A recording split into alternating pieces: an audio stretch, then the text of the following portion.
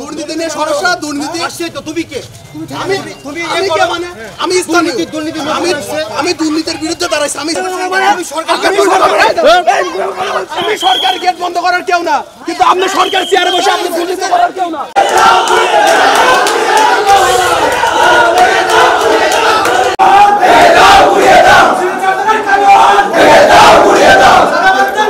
হয়তো আমার বাসাতে এরকম কিছু পাওয়া গেছে বলেই আমাকে নিয়ে কথা উঠছে। আর বাদবাকি যেটা আমার অ্যাম্বুলেন্সে যে কথাটা বললো এটা সত্যি না। আমার ক্লিনিকে তারা ছিল, আমার বাসাতেও তারা ছিল। এই ব্যাপারটা আমি পরে জানতে পেরেছি, কিন্তু অ্যাম্বুলেন্সের ব্যাপারটা সঠিক না।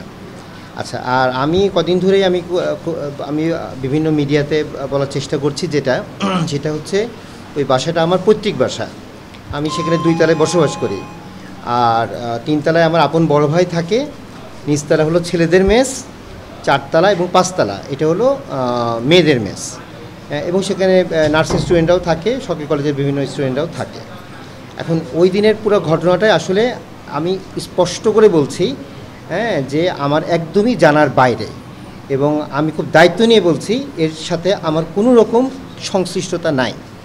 আচ্ছা, এখন তারপরেও যে বিভিন্ন রকম প্রশ্নগুলো আসছে যে এখানে পরীক্ষা হয়েছে কি না, বা আসলে আপনারা বুঝেন, আপনারা অবশ্যই জানেন পরীক্ষা তো আসলে এভাবে হয় না। আর একটা চক্র কিন্তু সবসময় এই সময় অ্যাক্টিভ হয়ে যায়। তো আমি আসলে এদের কাউকে এখন সন্দেহ করতে পারি নাই। তবে আমি যেটা জানতে পেরেছি সেটা হচ্ছে যে ওইখানে আমার যে বড় ভাই, উনি হলো ডিএমএফ মোহাম্মদ হাসান ইমাম, উনি হচ্ছে কুষ্টিয়ার হলো উনি বিডিএমএ এই সংগঠনটির, এটা ডিপ্লোমা মেডিকেলদের সংগঠন, তার হলো সভাপতি।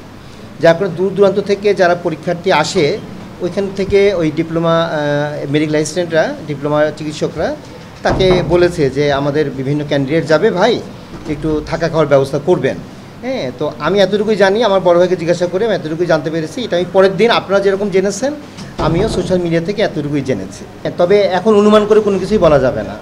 আমরা দেখি আলটিমেটলি কি বের হয়, তখন আমরা পুরোপুরি জানতে পারবো। আর এটা ওইটা না, কাপড় ধোয়ার একটাই সলিউশন, চাকা অল ইন ওয়ান। আমরা অন স্পট যাব, সার্বিক সব কিছু তথ্যপত্র পর্যালোচনা করে আমরা একটা কনক্রিট সিদ্ধান্তে পৌঁছাবো।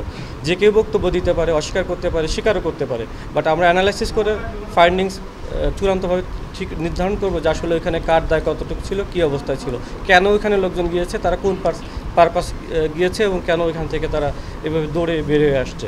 এটা আমরা অ্যানালাইসিসে করে আমরা সঠিকভাবে বলতে পারবো। সিভিল সার্জন অফিস থেকেও কিছু এভিডেন্স সংগ্রহ করলাম, বিষয়টা অনুসন্ধানাধীন আছে। আমরা আশা করি অচিরেই একটা জানাতে পারবো যে কী অবস্থা আছে। এই মুহূর্তে এই বিষয়টি অনুসন্ধানাধীন আছে। হ্যাঁ, আমরা বিভিন্ন ডকুমেন্ট সংগ্রহ করেছি আমাদের সোর্স মারফত। এখানে যারা ছিল কোশ্চেন আদার্স, আমরা কিছু কোশ্চেন জব্দও করেছি। এখানে যে কোশ্চেনের পরীক্ষা নেওয়া হয়েছে সেগুলো আউট হয়েছে কিনা আমরা সেগুলো যাচাই বাছাই করছি। আমরা আমাদের ফাইন্ডিংস আমরা পরবর্তীতে জানাবো। অনুসন্ধানের সাথে এই পর্যায়ে আমি এরকম মন্তব্য করতে পারছি না, বাট আমরা যে কোশ্চেনের উপর আলোকে পরীক্ষা হয়েছে সেগুলো জব্দ করেছি। আমরা একজনের কাছ থেকে 2টা মোবাইল ফোনও জব্দ করেছি, এবং অন্যান্য কিছু বিষয় আমরা সংগ্রহ করেছি। আমরা বিষয়গুলো নিয়ে আরও তদন্ত করব, অনুসন্ধান করে আমরা একটা ফাইন্ডিংস দিতে পারবো। যে প্রাসঙ্গিক যে বিষয়গুলো ছিল, যে ব্যক্তিরা ছিল যাদের সাথে আসছে বিভিন্ন সময়, তাদেরকে জিজ্ঞাসাবাদ করেছি, এবং আদার্স যে বিষয়গুলো এই রিলেটেড এই কোশ্চেনিয়ার প্রশ্ন তৈরির সাথে কিংবা যারা তৈরিতে ছিল তাদের সাথেও কিছু কথা বলেছি। আমরা সার্বিকভাবে সব কিছু অনুসন্ধান পর্যায়ে কালেকশনে আছে, এর পরবর্তীতে আমরা জানাতে পারবো।